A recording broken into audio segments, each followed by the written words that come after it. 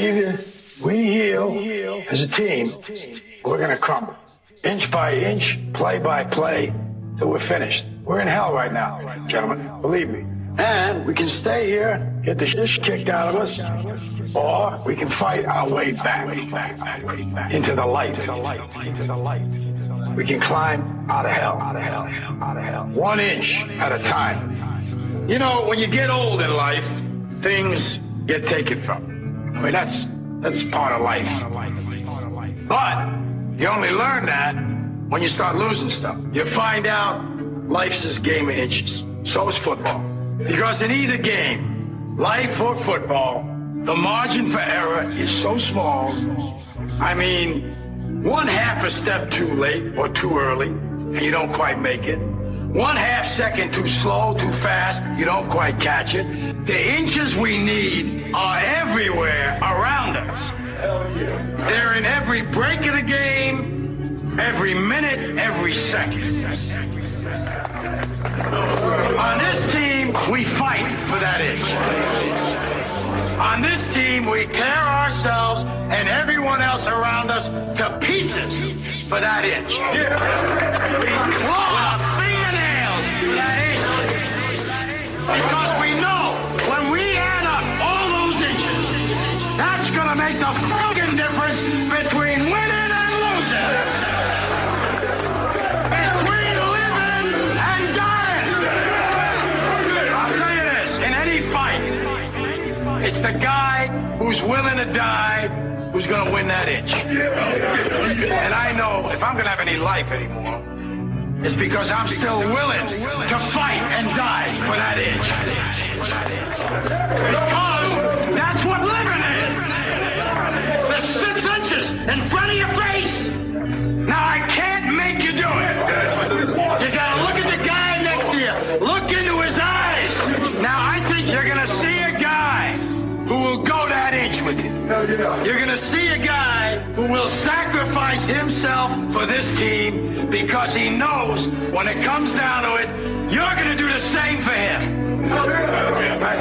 That's a team, gentlemen. And either we heal now as a team, or we will die as individuals. Ideas are bulletproof.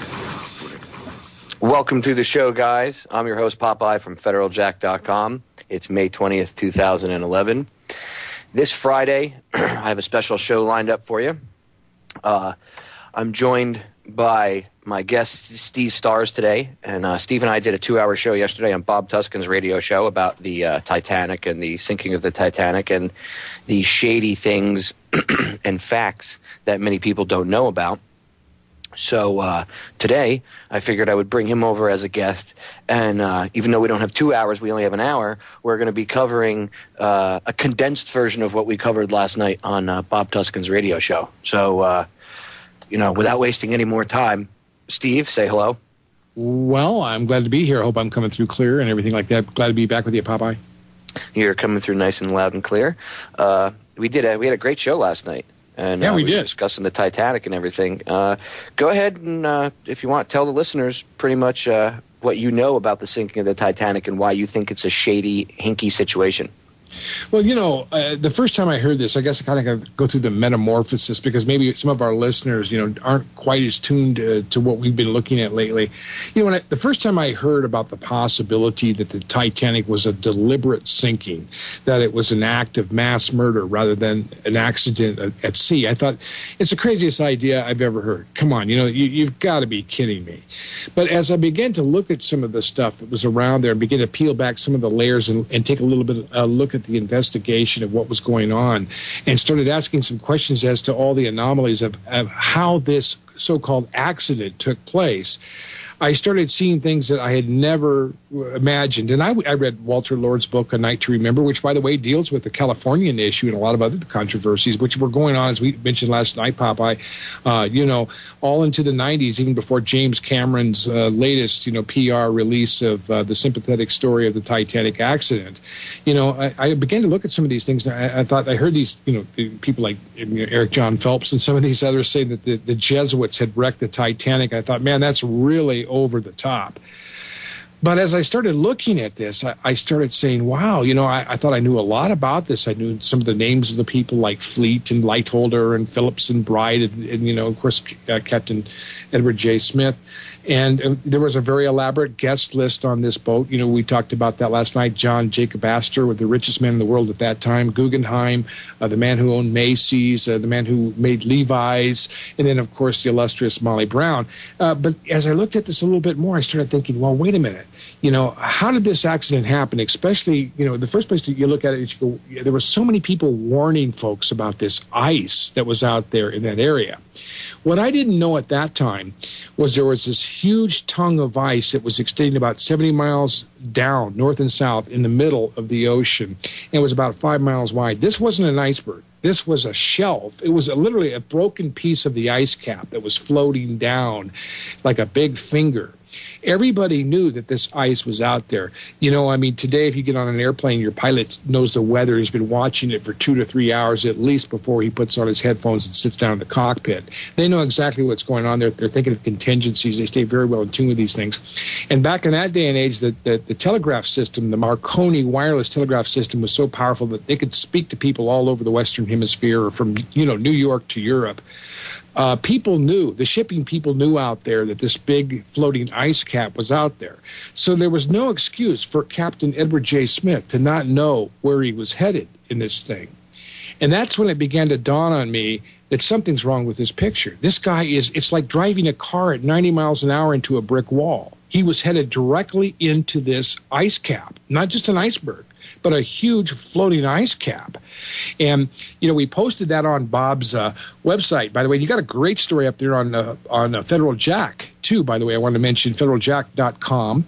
Take a look at that if you're up there, folks, on the website, because there's a great post and great story there that Popeye's put up. But also we posted that map that shows you all the ships that were around this huge tongue of ice, the Mount Temple, the Californian, and a number of different ones who were notifying the Californian by telegraph that this was out there. So this was the first thing that began to really make me think, what's going on here? This story doesn't make any sense. Why would this man deliberately head in the middle of the night into this big, huge ice cap? Not just to weed his way through around all these floating icebergs, but right into an ice cap. It didn't make any sense at all. This is part of the story that we've never heard. Anyhow, that was kind of my metamorphosis. Then, as we talked about last night, we saw this book that was out. There was a book written called The Wreck of the Titan. It was called Futility, The Wreck of the Titan by Morgan Robertson. And you can Google Morgan Robertson, and you will find his name. And you'll find the name of the book. And this book came out in 1898, 14 years before the Titanic. And it's the exact script of what happened with the Titanic. This is when it really got to me. I said, wait a minute. This story was told in a novel 14 years before it happened. The ship's name was even the same. And we talked a little bit about the similarities between these two ships. They both had a capacity of 3,000 people. They both hit an iceberg in the North Atlantic, about 400 miles from Newfoundland, virtually the same location. They both had the same amount of pretty much displacement of water. They both went down very quickly. The difference was though, here was the key thing. The Titan hit the ice shelf. The Titanic hit an iceberg before it hit the ice shelf, which is really a strange twist to the whole story, because the Titan went down and almost everybody drowned on it, and 705 people, as you know, got off in the lifeboats, which Captain Smith was reluctant to give the order to lower those, by the way, on the Titanic.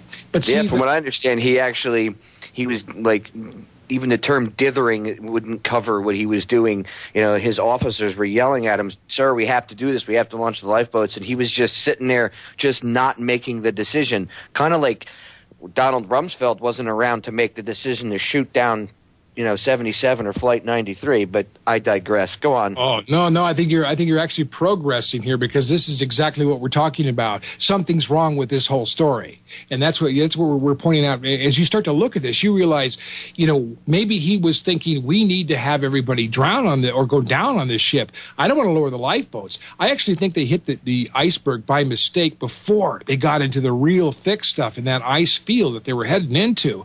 And that's what surprised him. And as you said, said. He was dithering. He was, they couldn't figure out what was wrong with this guy. Why isn't he making decisions? He said, or he knew basically his job was to take everybody on that ship down. This was a mass murder that they were going to make it look like an accident because there were certain people, and we'll talk about those people who you know very well, Popeye, who wanted this ship on the bottom. Yeah, man, without a doubt, they wanted it on the bottom. All right, guys, we're going to break. We'll be back in a few minutes. Stay tuned. You don't want to miss the rest of this interview about the Titanic with Steve Stars. You're listening to Down the Rabbit Hole on the Orion Talk Radio Network, Micro 1650 AM. We will not rest, and we know what you did that day. Kill your own citizens to advance your ways. All my real patriots stand up and say 9/11 was an inside job. They lie, they scam, they cheat and steal. They plot, they fund, they act, it's real. They watch, they hunt, they punish and kill.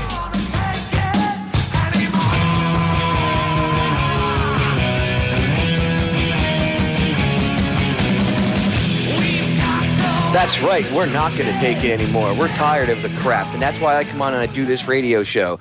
So I can tell you the truth. You can learn and educate yourself, and then you can get pissed off and say the same thing.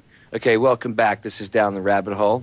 I'm, of course, your host, Popeye, from FederalJack.com. And today I'm joined by Steve Stars. Before we went to break, we were talking about the Titanic, and we were trying to let you listeners in on an alternative theory of what happened to the Titanic. And yes, I've heard, I always hear, there's not a conspiracy and everything, Popeye, come on. Well, if you look at things and take a step back, maybe more than one step, maybe 15 steps back, and you look at it from a little bit further away, you'll see the bigger picture.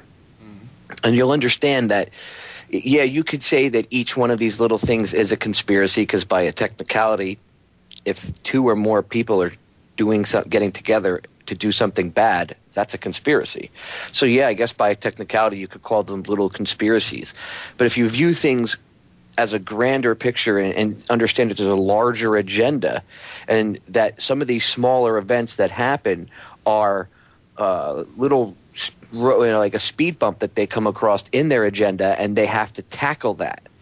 So if you understand it from that viewpoint, it makes it a little bit easier to understand how this is all connected. Anyway, we were talking about the Titanic, and Steve was telling everybody about the stunning similarities between a story that was written, I think, what would you say, Steve, was like 14 or 18 years before the sinking? It was 14 years ago, 1898. The story was called Futility, the Wreck of the Titan. And the ship is the Titan that goes down almost identically to the Titanic. 14 years earlier, the name was Morgan Robertson, the man that wrote it. You can Google that and find the story right online.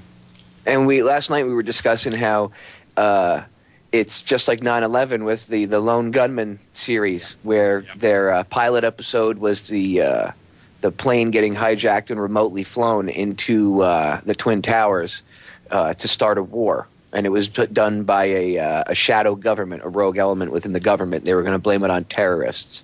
And Dean Haglund, one of the actors, he's the blonde guy with the glasses.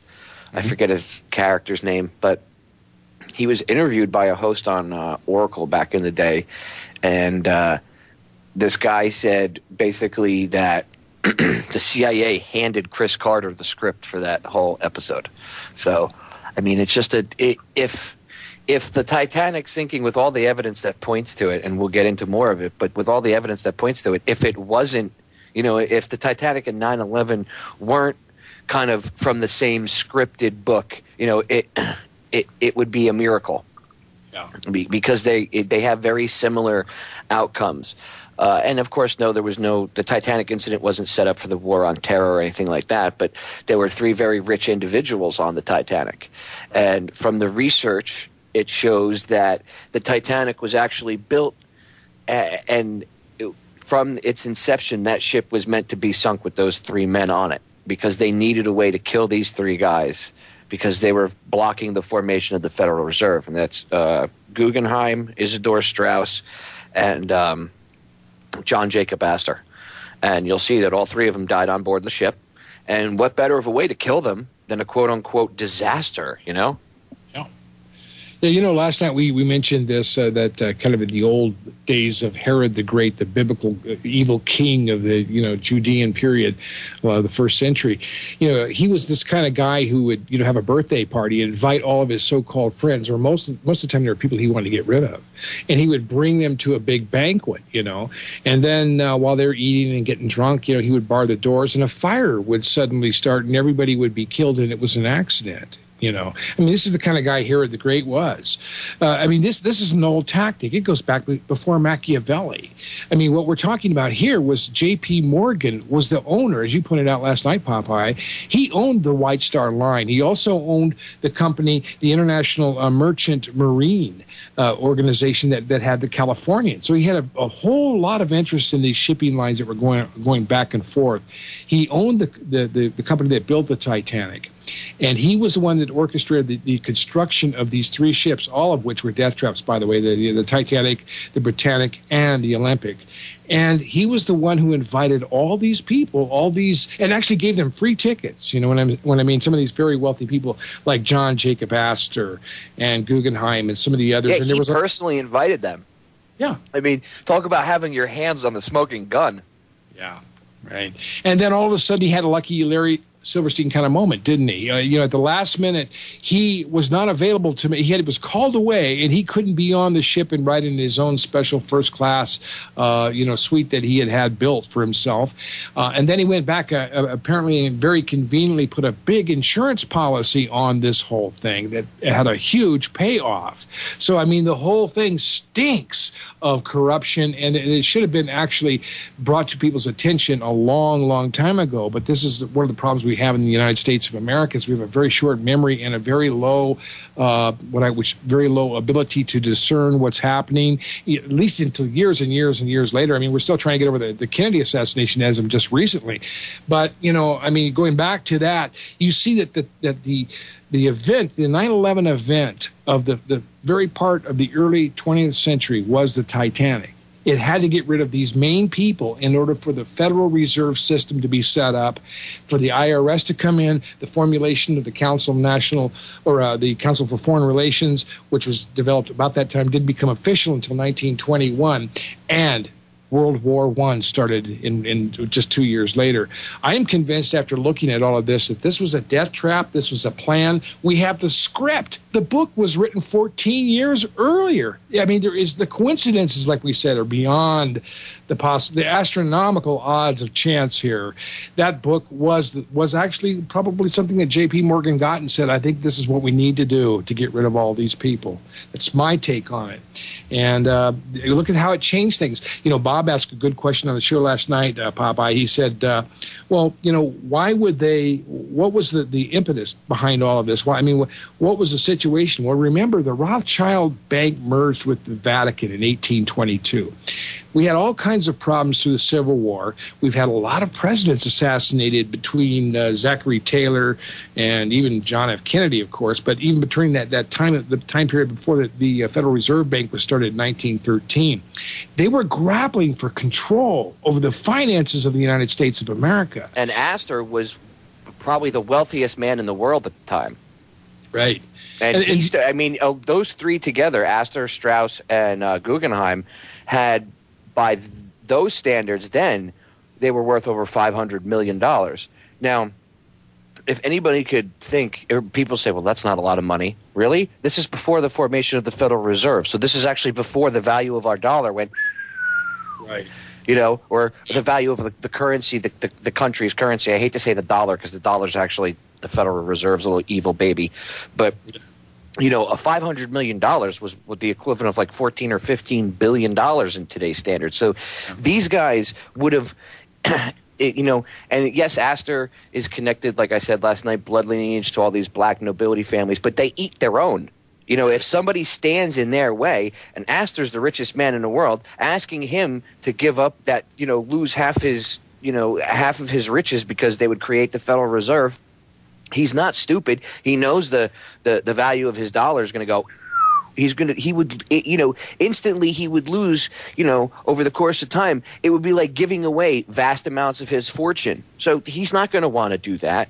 Guggenheim's not going to want to do that. Isidor Straus was, him and his brother owned Macy's department store. Yeah. They're super, super rich. So that was one of the biggest problems. These guys were a huge roadblock in the formation of the Federal Reserve. So they had to go. All right, guys, we're going to break. We'll be back in a few minutes. We're going to go pay the bills. Stick around. We're going to give you some more interesting information about the Titanic, including some information that we ourselves found out last night from a caller. Right on. So stay tuned.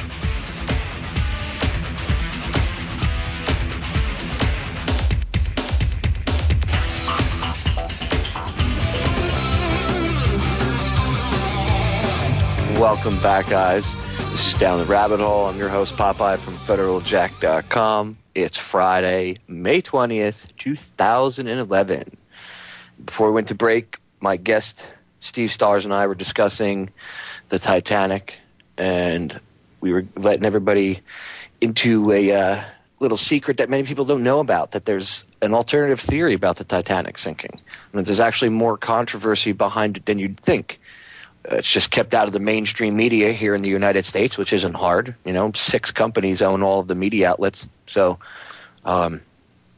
Operation Mockingbird, CIA back in the 50s got together and figured out exactly how much money they would need and what stations they would need to take over. So it's not like this is a joke. When you have, and the CIA does so through front companies. That way it's not overt, that they're not out there going, hey, it's us, the CIA. They do so through front companies who the owners of such companies or, board, high-ranking board members are, CIA assets or CIA agents, or quote unquote, I'm doing air quotes, retired CIA agents. So, Leon Panetta, he's, head of the CIA right now, and now he's being put into Secretary of Defense, Jesuit. Right. This isn't a joke. The Vatican, people always ask, well, who's at the very top of the pyramid? Well, we really don't know, but I could tell you who's close to the top, and that would be the Pope. Yeah. Or the Black Pope. Yeah. Yeah, the Black Pope, the Jesuits. The Pope, Ratzinger's, he's got some power, but he's a joke compared to the Black Pope. And the Black Pope, for people that don't know, they call him either the Black Pope or he's really the general of the Jesuit army, basically. And the Jesuits are like the military wing of the Vatican. So, right. If we want to, we want freedom, we want people in this world. The only way we're going to be able to explore outer space and inner space and the ocean and everything else and be one free humanity is the first thing we need to do is go raid the Vatican. You want to invade a country and bomb the crap out of a country? Let's invade the Vatican. They are technically a country. They are their own country. So why not invade them? They're the ones that have all these secrets dating back 5,000 years. Yeah. We talked a little bit about the connections between the Titanic and the whole situation with Captain Edward J. Smith and his vow, his anything that he would have taken, any vow that he could have been involved with. Yes, the Jesuit oath. I suggest any of the listeners go look up the Jesuit oath. It is very telling. Last night on air, I read a chunk of it. It's in the article that's on Federal Jack about the Titanic. Just type in Titanic, / Jesuits, and it'll pop up on Federal Jack in our little search bar, or you can just type in Titanic and there's a couple stories that'll pop up. But pretty much it's like, I give my mom just a puppet. And I'm paraphrasing here, but literally this is just like Popeye's paraphrasing of pretty much almost a literal translation now. And Steve can back me up that, I'm a puppet, use me as you will. I'll do whatever you want. I'm pretty much I'm just a puppet in the Jesuit master Black Pope's hands to be used at his desire and at his behest. And that's paraphrasing it, and that's me putting my, my little Popeye, spin on it. But it's not really spin. I shouldn't say spin. That's just my version of what they say, and their thing is actually a little creepier. Mine's kind of a little easier to listen to, as I stumble through it here. But theirs is much creepier, and the whole oath itself is very creepy. The Jesuits are evil. There's a reason they've been kicked out of almost every country in the world. Yeah. Go look it up. I'm not kidding, right, Steve? I'm not That's kidding, right. Well, yeah, the 77 countries at least, they were banned even by the Pope. Clement XIV banned them. And that's when, Adam Weishaupt, who was a Jesuit law professor, formulated the Illuminati right after that period of time. There was some discussion. May 1st, 1776. That's right. That May 1st day, there it comes up again. Isn't that odd? The day we got Bin Laden. And this whole period, by the way, listeners, this whole period from like the end of March until about like May 5th is just full of satanic holidays and rituals they do. It's like this period where, the end of March, you got like Minerva's birthday. So they're killing people left and right. They have like their little 4-day ritual. And then you got April 15th, tax day, the sinking of the Titanic. Then you got Hitler's birthday, Waco, the Oklahoma City bombing. I mean, all this stuff happens in these same time periods. It's not a coincidence. One coincidence. First of all, I don't believe in coincidence, but one coincidence, maybe. But when you have 3 or 4 or 5 all in a row, that's not coincidence. Yeah, they're very much involved in this, in a geometric pattern with everything. And we could go on and on and on about that. But, what we look at so many times is just the basic forensics of these things and see that they don't add up. I mean, you look at World Trade Center 7, and you have to convince your lying eyes that what you're seeing is not a controlled demolition. It's amazing. How many times have you heard someone say that's not a controlled demolition? And I'm like, dude, you see the penthouse on the top? That whole thing drops down, then the building goes. Yeah, That's a controlled demo. They took out the center pillars because the penthouse rested on the core columns of Building 7. And you see the whole penthouse drop down through the roof, and then all of a sudden the rest of the building comes down in like 8 seconds. But no, that's not controlled demolition. That's because fires from a plane that didn't even hit it and jet fuel that was nowhere near the building. Right. So jet fuel brought down the Twin Towers. But let me tell you something. Bin Laden's good. Yeah, he is. For a dude on dialysis in a cave with a laptop, let me tell you something. You hit 75% of your targets with military accuracy. We can't even do that in the United States military, and we have laser-guided bombs. Yeah. And you're going to tell me that some schmuck in a cave could do it? I just don't buy it. Like I said about the whole Bin Laden thing, I don't want to get off on too much of a tangent on this, but when they came out and they changed the story 18 times, but the first story was that he had a firefight. I made a comment on air. I think it was on Bob's show. I said, "What was a John Woo style firefight? Was he jumping over? He was leaping over his dialysis machine, firing 2 guns, double fisted sideways in slow motion. Come on, it's just such bull crap." So yeah, they lie, they fake stuff. Anyway, getting back to the Titanic. Steve also brought up a really, really good point last night, in talking about the Jesuits, the fact that his name was Francis. What was his last name? It was Francis Brown. There was a Jesuit priest that was one of the last people to visit the ship, and he was the photographer. There's actually a picture. You can see it in the movie Titanic. You can look at that all over the internet. Captain Smith is looking down from the bridge. It's a very famous picture. Yeah, it is a very famous picture. That was the last picture taken of him. He photographed a lot of the people on the Titanic, oddly enough. But now he was supposed to have gone the whole way as a photographer, but he was told to get off at Belfast. And of course, we don't really know what happened, but I would suspect, as we did last night, and you mentioned the thing about the safes, that they probably cleaned out all the purser's safes, took all the gold, the silver, anything they needed, because those folks aren't going to need it. They're going to be at the bottom here in the next couple of days. Yeah, and they also changed out members of the crew. Yeah. And no binoculars. The only guy that had keys to the big eyes, which in case anybody, as a sailor, in case you don't know what they are, big eyes are binoculars that the lookouts would use that you could see at least 9 miles to the horizon with them. Okay, regular pair of binoculars, you can't do that. These things, you could literally see ships 9-10 miles away. And you'll be able to see the superstructure and everything else. As a sailor myself, I know the big eyes are one of the most important things. On our military ships, we had a pair mounted on each side of the fly bridge, let alone the captain having his own pair on the bridge. Yeah. So, I mean, not having a set of big eyes is crazy. And these guys, literally, all their big eyes were locked up in a box, basically. And there was one guy that had a key to it, and he got off. He was one of the first crew members that were switched off at the first port call. And, of course, you got these morons, just like you see in the movie. The ship is sinking, and they're, I don't want to, I'm totally afraid to break the White Star Line property. Don't damage the White Star Line property. So rather than say, look, I'm the captain, I'll deal with it later, break open the cabinet, we need them, he didn't. And that's suspect in itself. Why did he, as the he has the power to do that. He's the captain. Why do you think it was women and children only when the ship was going down and they realized that a lot of people were going to die? That's why they made the decision of women and children only. People don't realize they're on the sea. When you're on the sea, the captain is he is in charge. He's like God on that ship. So he could hold your life in his hands. So to have somebody controlled by the Jesuits like that, and he's got the power of life or death in his hands right there out to sea, that's it. You're done. Dangerous. Yeah. All right, guys, we're going to break. We'll be back in a few minutes. Stay tuned.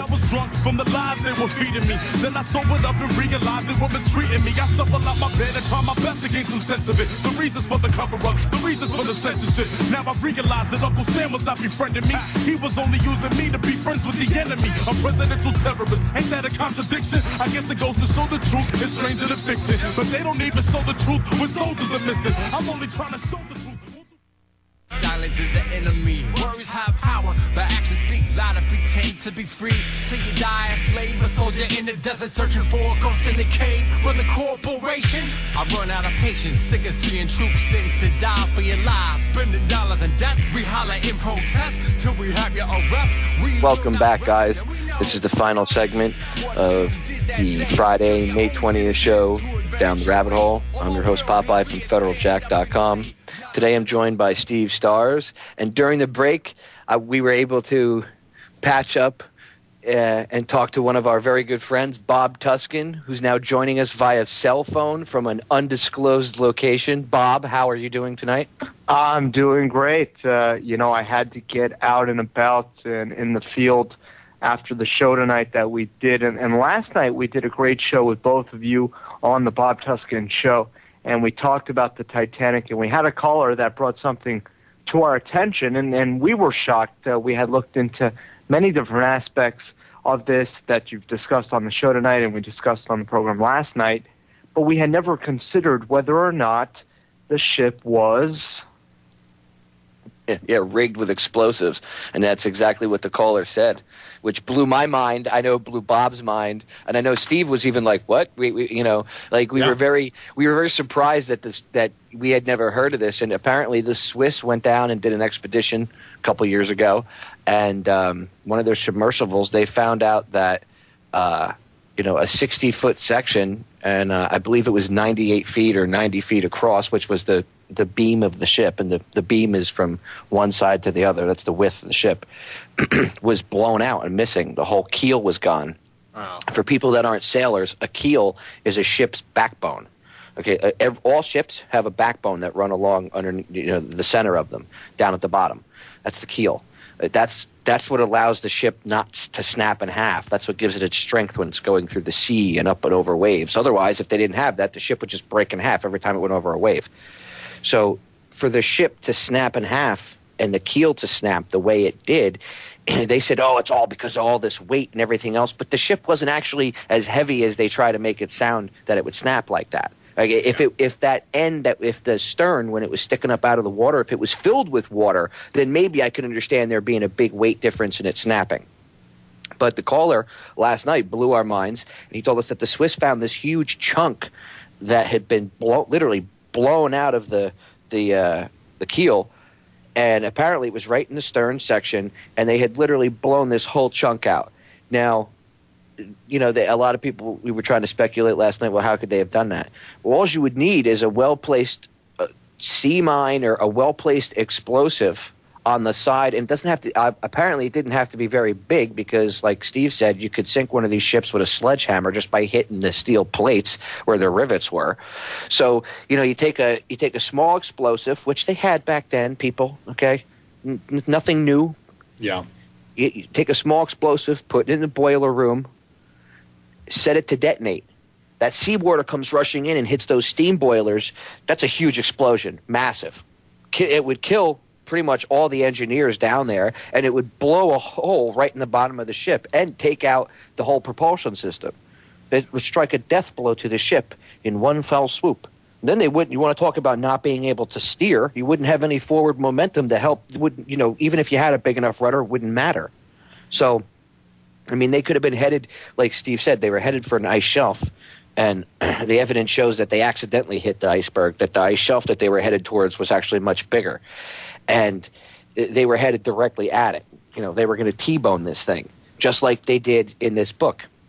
Yep. That's exactly it. And that's what got me, Popeye and Bob. When I looked at that, I said, my gosh, because, see, I'd already come up with a theory. I'd already said, I think he was actually headed to this ice shelf.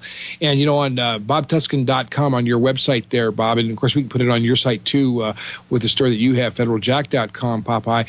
There's actually a map there where you can see this ice flow where it is. You can see where the various ships, the Temple Mount, or the Mount Temple, the Titanic, the Californian. There's a ship called I believe it's the there's a couple others in the area anyway. I can't remember all, but you can see where these ships were, and you can see this thing. And this is what was really getting me. This is what really put me over the edge on this, was because when I saw this book, The Wreck of the Titan, where they hit the ice shelf, I thought, this is what I've been thinking all along. They hit that iceberg before they actually hit the ice shelf that they were headed for. That's why Captain Smith, even in the movie, comes up and be dithered around, and he's down there meditating in his captain quarters or something. And he realizes, wow, we've hit something already. We're not expected to hit. He's knowing that they're supposed to hit this ice shelf in an hour or two from now. When everybody's drunk, at 1 o'clock or in the morning, but it's 11:40. They've already hit something, and now there's a real problem, because now the Californians really close by. They're watching all this, and they can respond, and they're not. He's got his first officer saying, let's lower the lifeboats. Let's lower the lifeboats. Hello. Let's lower the lifeboats. And this isn't happening. So the whole thing was a messed up situation. So it's very possible that they may have had it double wired. They may have had explosives in the keel, because this was the plan anyway. They're going to take the ship down. Nobody's going to find it at the bottom of the ocean anytime soon. How it gets down there, it doesn't matter to them. They want everybody dead. That's the plan. This is a death trap. It's designed to be a death trap. And did they blow it up? Possibly explosives? Do we find large pieces of this keel? And I think if we do, we ought to go back down. Somebody ought to go back down and investigate that before that all rusts away. We have the evidence there. Yeah, and the ship it's been almost 100 years. So in case people don't realize, the ship's been underneath the water for literally almost 100 years now. So it's like paper mache. When you even see it in the footage, you'll see the submersibles go by, and as they go by it, they create a wake, and you'll just see pieces of the ship just flake off. Yeah. So we don't have much time left. No, we don't. No. But, it's kind of interesting that what we talked about, how this whole thing resembles 9/11 so much. It's much bigger than most people realize, because, as we said before, this was their big moment to converge the United States banking system with this big, ugly Rothschild Vatican cartel that had been running Europe for hundreds of years. And remember, you said last night also how many lawsuits there were. Oh, yeah. You were explaining that the reason they didn't show the fact that a lot of what people a little factoid that people don't know is that another J.P. Morgan owned ship was in the vicinity of the Titanic disaster and never responded to the SOS and everything else. They just kind of hung around, and they were sued for not responding. And apparently the lawsuit was still going on back when James Cameron made the movie The Titanic, and that's why he didn't include it. Steve, you could go into that a little bit more. Go ahead.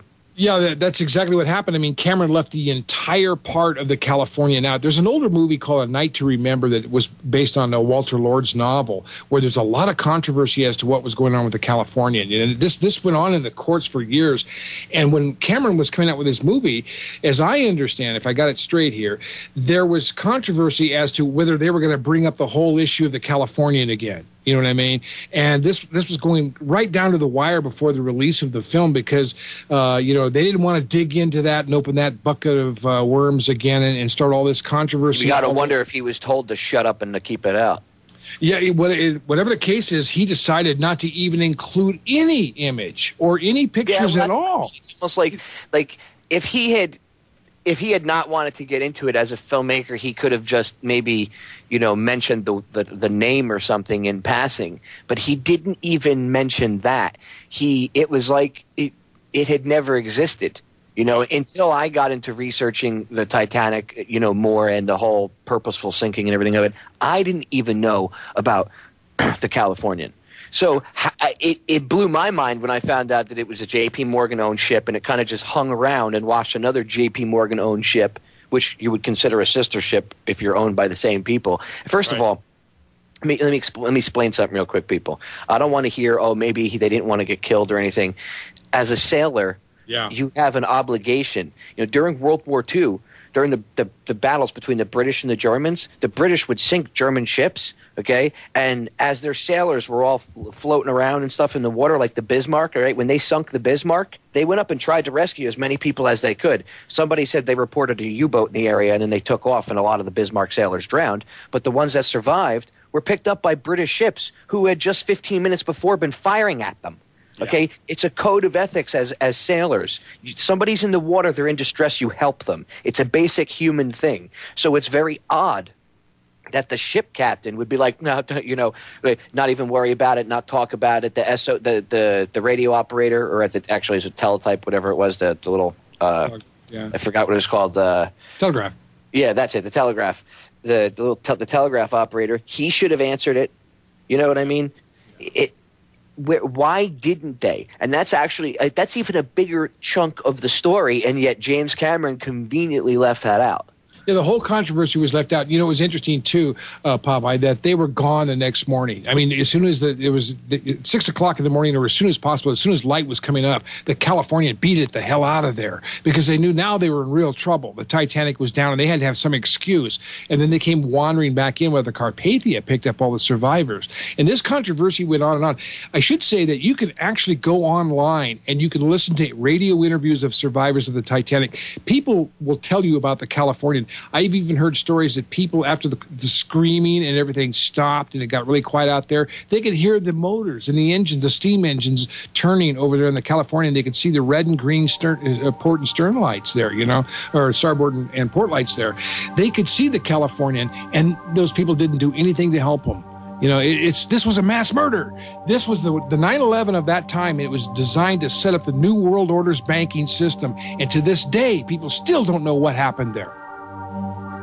Yeah, and it kind of helped give birth to the Federal Reserve System. It's just amazing, isn't it? The deeper down the rabbit hole you go, the darker it gets. Steve, thank you for coming on my show today. My pleasure, buddy. I wish I had more than an hour. I'm going to have you back on soon. Bob, thanks for coming on for the last segment and joining us, and thanks for having me on your show yesterday for a great show, and thank you for everything you do, pretty much. So, just check out the shows, guys. We'll be back every Wednesday and Friday and every Sunday.